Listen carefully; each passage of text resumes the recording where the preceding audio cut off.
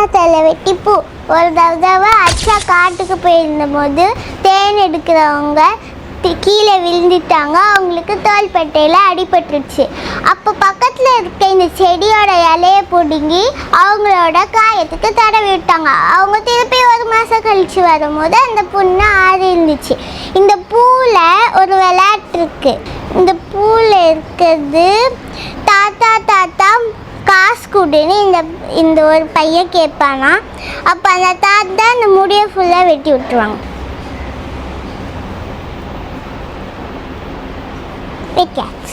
தாத்தா தாத்தா ஒழுங்கா காசு கொடுன்னே தலை அப்படின்னா வெட்டிருங்கன்னு சொல்லிட்டு தலையை வெட்டியாச்சு. இந்த பூவோட